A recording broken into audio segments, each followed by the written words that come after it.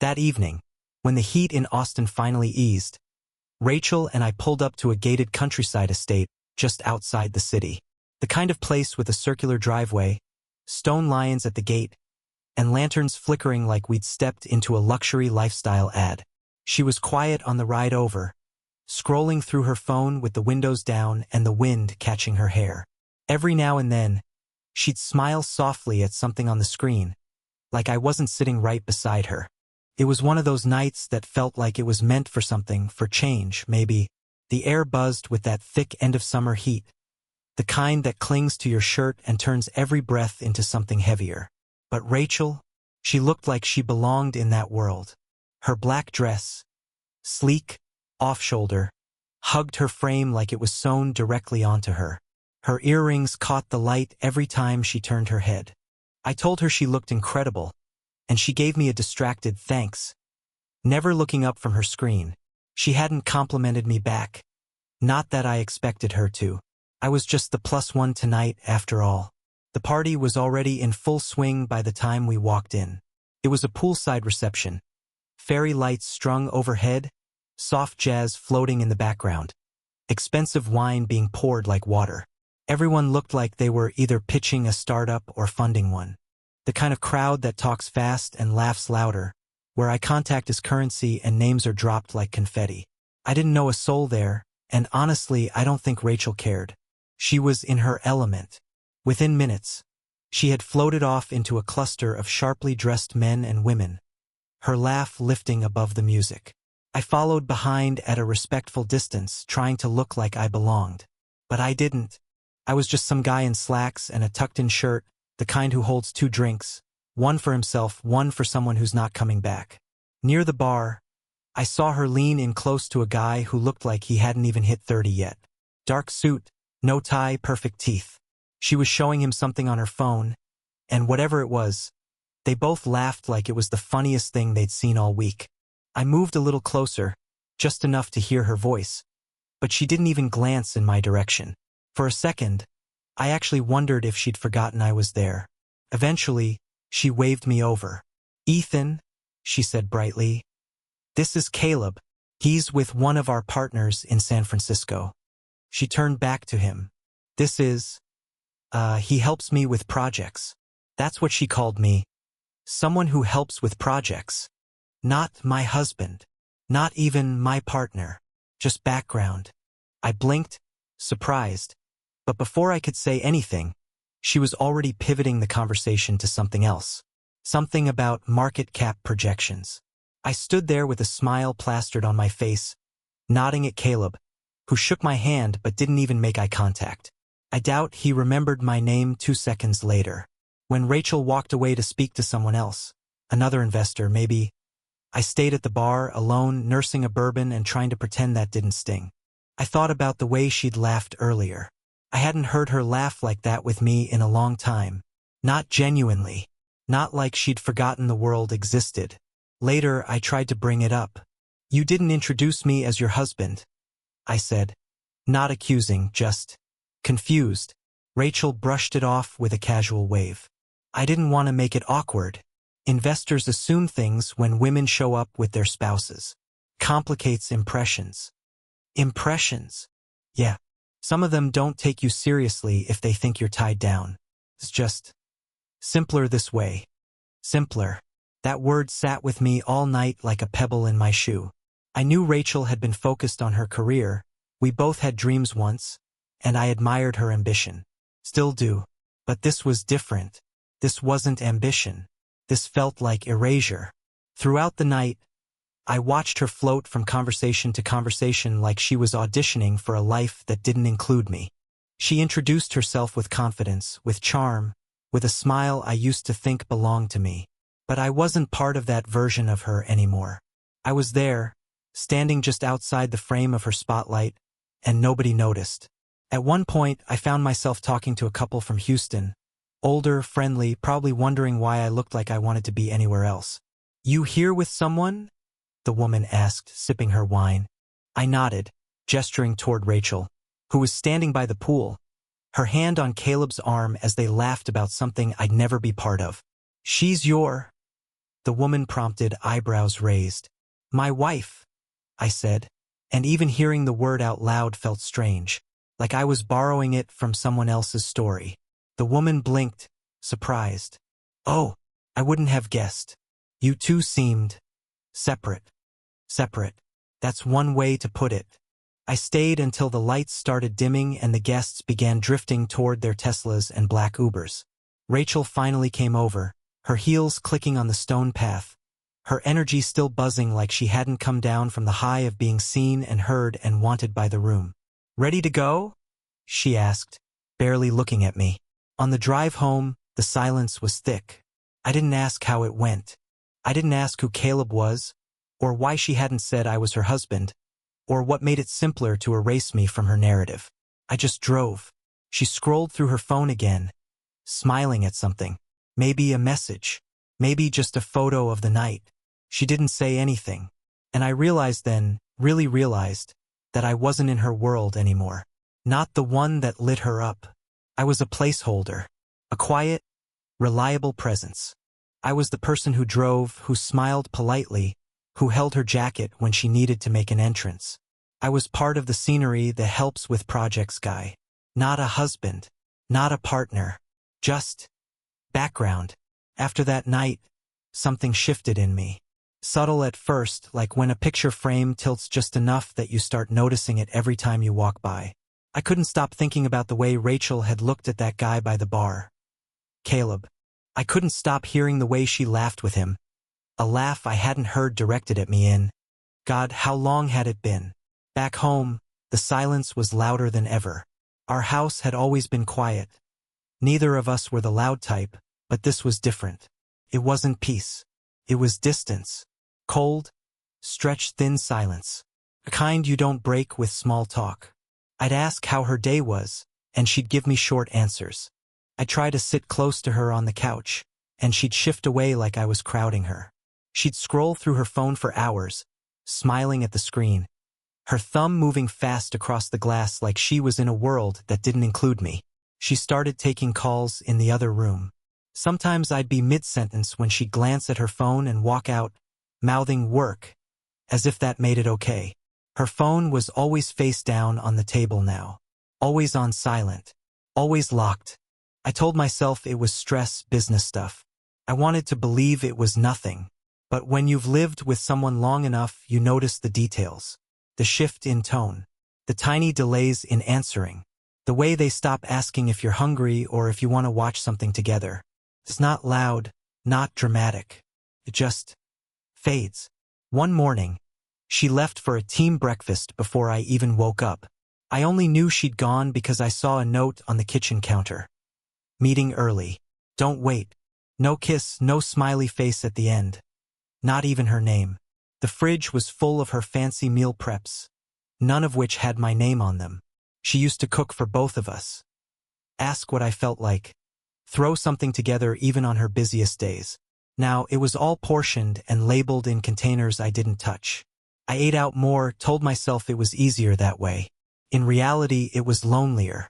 There was a new perfume too, something floral and sharp. It would hang in the bathroom after her showers, in the hallway as she passed by. It wasn't the one I'd bought her last Christmas. She said it was a gift from a client. But the box was too nice, too personal. Then there were the business trips, more frequent than ever. She used to dread travel. Now she seemed to welcome it. And it wasn't just conferences. It was client dinners, investor weekends, founder retreats, all very vague. All conveniently landing on weekends when I was off work and we could have spent time together. She stopped asking if I wanted to come along. The first few times I offered, she'd smile and say, "It's just work. You'd be bored." Eventually, I stopped offering. One Saturday, she left for a strategy summit in San Antonio. I stayed behind, telling myself it would be good to catch up on some home repairs. Fix that leaky sink, clean out the garage. Instead, I ended up sitting on the back porch, drinking coffee that had gone cold, staring out at the yard like I was waiting for something to happen, or maybe for something to come back. Later that evening, I checked our shared bank account, something I hadn't done in weeks. She'd used the card that morning at a boutique shop downtown. It was a place I didn't even recognize. The charge was over $600. I clicked on the merchant's name, high-end clothing. Men's and women's designer wear. I stared at it for a long time, trying to imagine why a quick breakfast meeting required something from there. When she got home Sunday night, she smelled like champagne and citrus. I asked her how the summit went, and she told me it was productive. That was it. No story, no joke, no photos, just productive. Then she went upstairs to shower and didn't come back down until I was already in bed. That night, I lay awake staring at the ceiling. My gut was tying itself into knots, but my brain kept trying to talk it down. I didn't want to be the guy who jumped to conclusions. I didn't want to be jealous or insecure. But something in me knew. Something was happening, and it had already started a while ago. I'd just been too trusting, too comfortable to notice. The next few days passed like fog. She'd leave before me, come home after me. We barely touched anymore. Not even accidental brushes in the kitchen. I used to reach for her hand in the grocery store. Now she pulled hers away before I even tried. One evening, I heard her laughing in the office. Not loud, but a laugh I recognized. That carefree kind of laugh, the one she hadn't used with me in ages. I walked down the hall and paused at the door, which was cracked open just enough. She was on a video call, wearing that same lipstick from the night of the party. Her voice had that flirtatious edge, the one she used to save for when we were first dating. I couldn't see who she was talking to, but I didn't need to. She didn't know I was standing there. I turned and walked away. That night at dinner, I asked if she was okay. She blinked at me, surprised, like it hadn't occurred to her that I might notice she wasn't. "Yeah," she said after a pause. "Why wouldn't I be?" "I don't know," I said quietly. "You just feel distant." She didn't deny it, didn't reach across the table, didn't even try to spin it. Instead, she said, "Work's been heavy lately." I nodded. She went back to her salad. I started watching her more after that. Not because I didn't trust her, but because I didn't recognize her. She used to hum while brushing her teeth. Used to leave her hair clipped to the side of the mirror. Used to sit on the floor next to me during movie nights, leaning her head on my knee like we were still college kids. That version of her was gone. In her place was someone polished, unreadable, always somewhere else even when she was right in front of me. One night, while she was asleep, I got up and walked around the house. Not looking for anything, just walking. I stopped in the office. Her laptop was closed. Her work phone was charging. On a whim, I picked it up. It was locked. She used to leave everything open. No passwords between us. Now, I didn't even know her new passcode.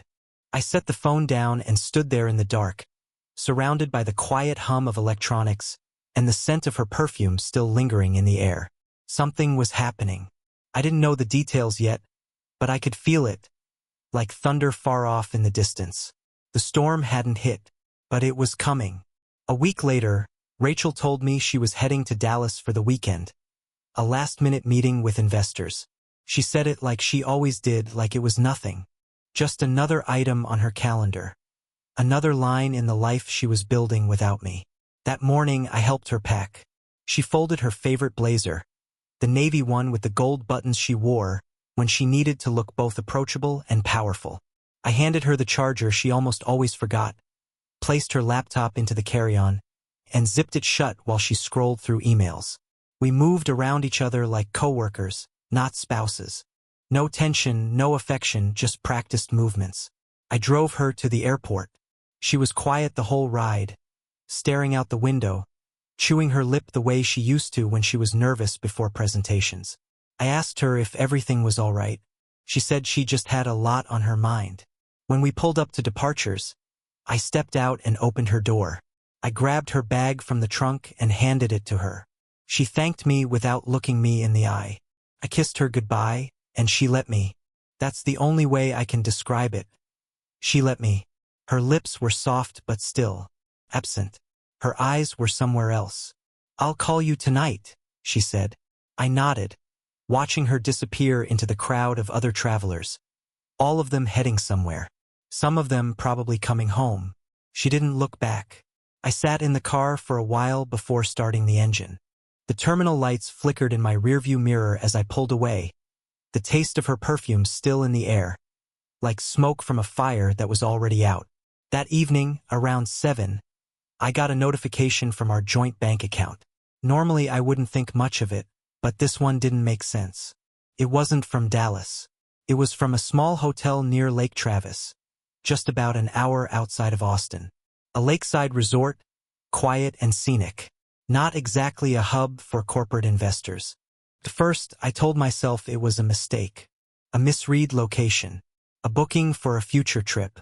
Anything, really anything that didn't confirm the knot in my stomach. But the timestamp was clear, just 20 minutes earlier. I stared at the screen for a long time. The room was dim, the silence in the house stretching around me like fog. Something primal kicked in, something old and unspoken. I grabbed my keys. The drive to Lake Travis was a blur. Long, winding roads under a sky that had just started to cloud over. I remember thinking how still everything looked, like the world had pressed pause. I wasn't even sure what I was doing, only that I couldn't stay home with those questions clawing at my chest. I needed to know. Even if it ruined me, I needed to see it with my own eyes. When I reached the hotel, I parked just off the road, far enough not to be noticed. The place was beautiful. String lights along the treetops. A quiet deck overlooking the water. Couples walking hand in hand like something out of a brochure. I sat in the car, hands gripping the wheel, heart pounding hard enough to shake me.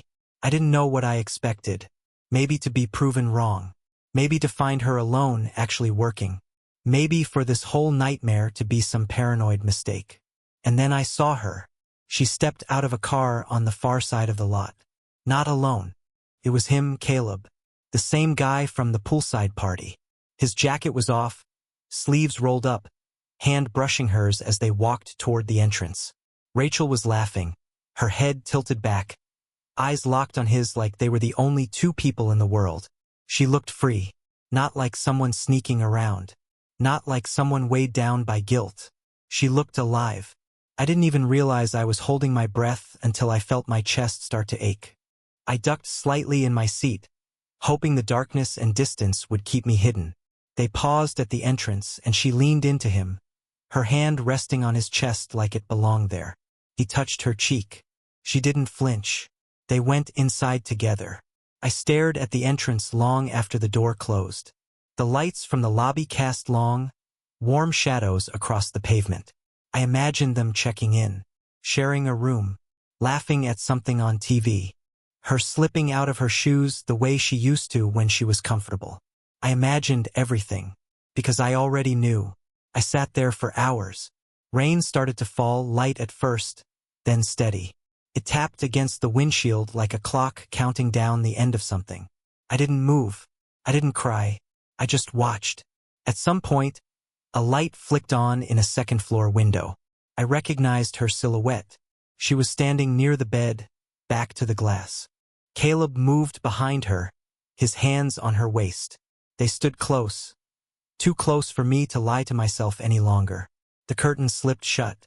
I think that was the moment I broke.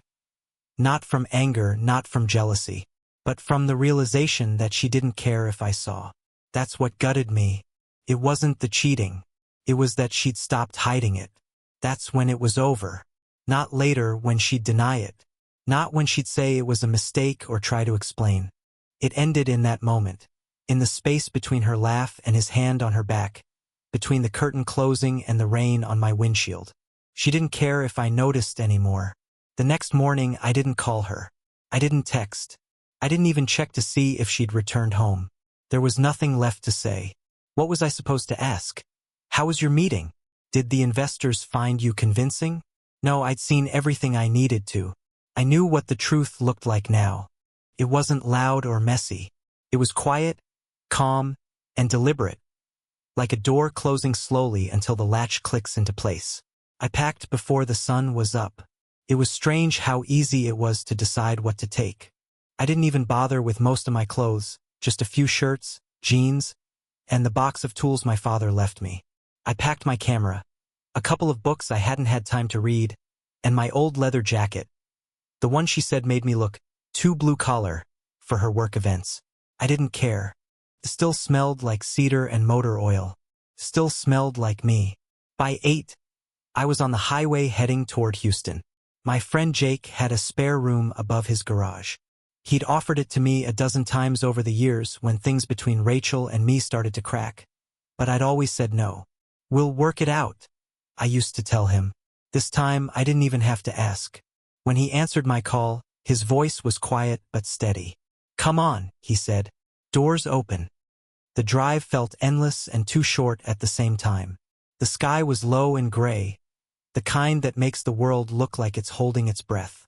I kept thinking about the night before, the way she laughed, the way the light from that hotel window had flickered on her skin. My hands stayed tight on the steering wheel, the knuckles white, not from anger but from trying to hold myself together. I didn't blast music or roll the windows down. I didn't need distractions. I needed to hear the silence. When I got to Houston, Jake didn't ask questions. He handed me a beer, pointed to the garage and said, "Work's the best therapy I know." So that's what I did. I threw myself into his old projects. Fixing a carburetor that hadn't been touched in years. Rewiring lights that barely worked. Anything that gave my hands something to do while my mind tried to make sense of things. The smell of oil, the hum of tools, the clatter of metal.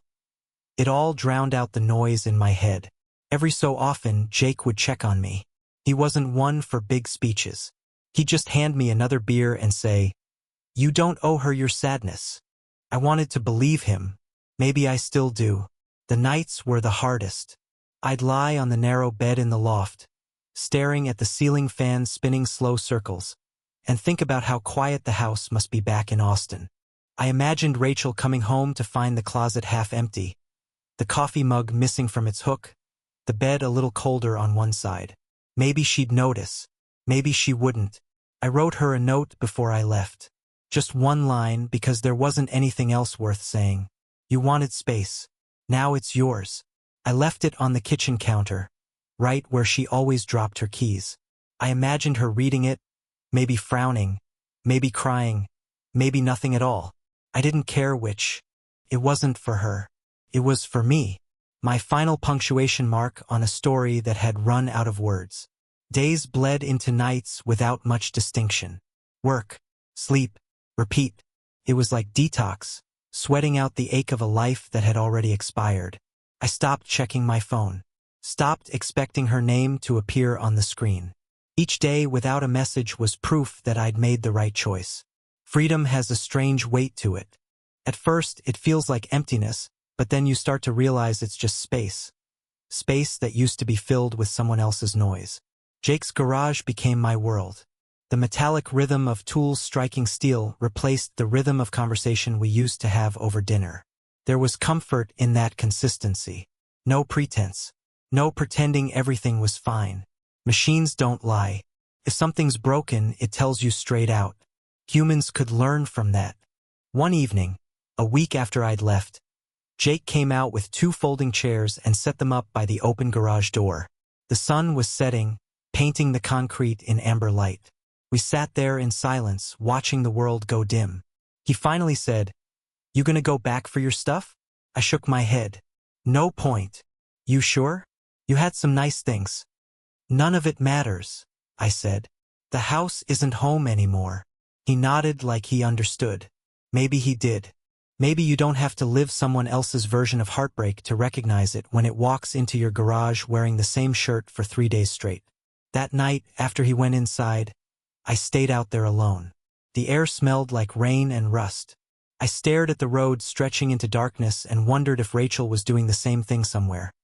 Staring, thinking, maybe regretting. The truth is, I didn't want her to regret. Regret keeps people tethered. I wanted to be untethered, even if it hurt. I didn't call her. Not that night, not the next, not ever again. When the weekend came, I drove to the coast. Just me, the open highway, and a sky that seemed too big for all the things I was feeling. I parked near the bay and walked along the shoreline until the sand cooled under my feet. I breathed in the salt air, let the wind whip through my jacket, and realized something I hadn't in months. I was free. Not happy, not yet, but free. The kind of free that comes only after you've stopped waiting for someone to come back. I pulled out my phone for the first time in days. Dozens of missed calls, a few texts. Rachel's name over and over. I didn't open them. I just stared at the screen until the light dimmed and the tide rose high enough to drown the sound of everything else. The next morning, I deleted her number. For the first time in a long time, I didn't feel the need to know where she was or who she was with. It didn't matter anymore. I had my own life to rebuild, one wrench and one heartbeat at a time. I didn't know what came next, but whatever it was, it would be mine. When I drove back to Houston later that day, I passed a roadside diner with a hand-painted sign that said "Start Fresh Breakfasts." I laughed out loud, the sound raw and strange in my throat. Felt good, honest. I pulled over, walked in, and ordered coffee. The waitress smiled at me, asked if I wanted a refill before I'd even finished the first cup. I did. I wanted a lot of things I hadn't wanted in a long time. Conversation, laughter, something new, something simple. As I sat there, the morning light catching on the chrome edge of the counter, I realized that maybe, just maybe, I hadn't lost everything. Maybe I'd only lost what was never really mine to keep. And that, somehow, felt like the beginning. A week later, Rachel came home. Not with a bang. Not with a phone call or an apology text or some grand plea for forgiveness. Just quietly. I wasn't there, of course. I'd been gone too long for her to pretend this was temporary. When she opened the front door, she stepped into silence. Not the usual kind between two people coexisting, but the kind that follows after one of them has stopped trying. The house hadn't changed, but the feeling in it had. Her heels clicked across the tile as she walked through the foyer, calling my name once, soft, unsure, like she was testing the air. No response. Just the faint hum of the fridge, the ticking of the old wall clock she always said clashed with the decor. She must have thought I'd just gone out for groceries, maybe for air. But then she saw the note still sitting exactly where I left it, on the kitchen counter under her favorite coffee spoon. You wanted space. Now it's yours. No signature. No love, Ethan. Just the truth. She stood there for a long time, I imagine, trying to figure out how it had all slipped through her fingers. Maybe she picked up the note. Maybe she read it twice. Maybe she expected something longer. Some angry letter. Some tearful message. But there was nothing else. The joint bank account had been cleanly split. My side of the closet, empty. No toothbrush in the bathroom. No boots by the door. Even the jacket she used to tease me about was gone. I was gone. Rachel walked through each room like a stranger in a home she used to know. She'd never say it out loud, but I think she was surprised. She thought I'd wait, that I'd sit on the couch in some passive fog, waiting for her to come back and explain why the man from the hotel didn't matter. That I'd play the part of the hurt but hopeful husband who still wanted to fix it. She had misread me, or maybe she'd stopped seeing me altogether. I wasn't there to see her reaction, but Jake said she tried calling me the next morning. Said she even left a voicemail. Said my name like it still belonged to her. I didn't listen to it. I'd already deleted her contact by then, and I didn't want to hear a voice that had spent months learning how to lie to me without flinching. But the silence must have hit her eventually, because that's when the pictures started. The first came through social media, a post from her work event. She was standing near the bar, smiling, drink in hand, makeup perfect. A caption about women in leadership. I wasn't tagged, of course. I wasn't even mentioned, but the smile didn't reach her eyes. I stared at it for a moment, then kept scrolling. Then came the texts. Not frantic, not yet. Just little lifelines tossed out into the void. Hope you're okay. Can we talk? I miss you. All messages from someone trying to pretend they hadn't set fire to their own life and were now cold from the burn. A few weeks later, I ended up at a charity gala in downtown Austin. Jake had invited me, said it'd be good for business, good for distraction. I'd hesitated, but in the end I went. Clean shave, new suit, a fresh start stitched into every seam. The ballroom was packed with the usual crowd. Polished, ambitious, relentless. I blended in better than I expected.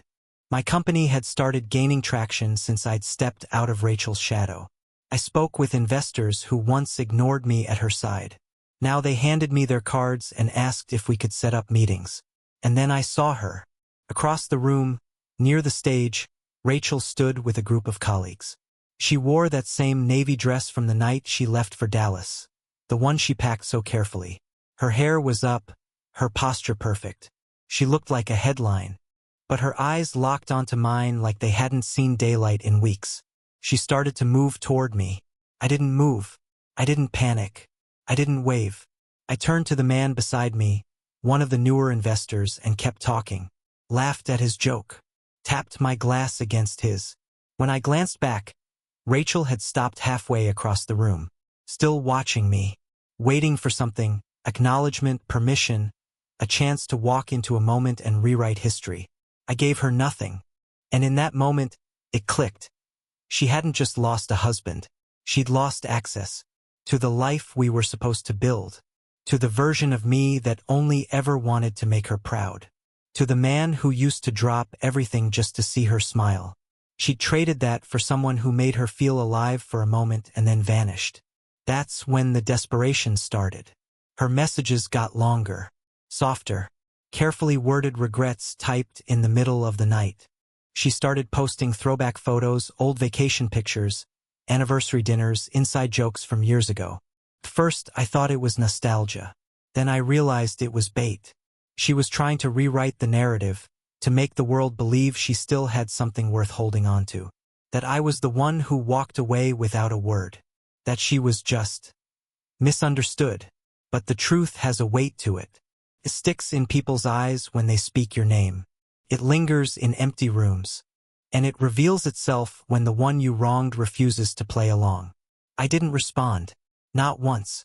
I bought a small house by the lake, not far from the very place I'd last seen her with Caleb.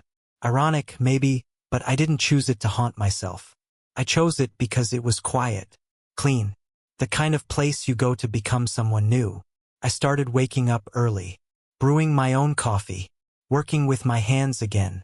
I rebuilt the project I'd shelved years ago, the one Rachel said wasn't scalable enough to be worth my time. Now, people were noticing. Investors, clients, people who saw value in what I made, not just the image beside it. Meanwhile, I heard things about her career. Her name wasn't mentioned in the same glowing way anymore. Something about a deal falling through, a co-founder stepping back, a brand partnership she counted on that pulled out. Whispers, nothing public, not yet. But I could feel it. Rachel was still chasing the version of herself she thought success required. Still trying to make noise loud enough to drown out the silence I left behind. But silence can be louder than any applause. Rachel's messages turned frantic. Photos, memories, apologies. But the man she'd chosen was long gone. Caleb disappeared, and the thrill faded fast. Meanwhile, I quietly rebuilt my life. Bought a house by the lake. Restarted my dream project. For the first time, I wasn't living in her shadow. She chased ambition, but it all felt hollow now. What once looked like power, now looked like regret. 6 months later, we crossed paths at one of her firm's events. She tried to joke about me in front of colleagues, like old times, but no one laughed. Everyone already knew. I stood, thanked the hosts, and left. The silence that followed said more than I ever could. And in that moment, Rachel finally realized. She hadn't just lost a husband. She'd lost the only person who made her life feel real. All she had left was noise. And this time, no one was listening.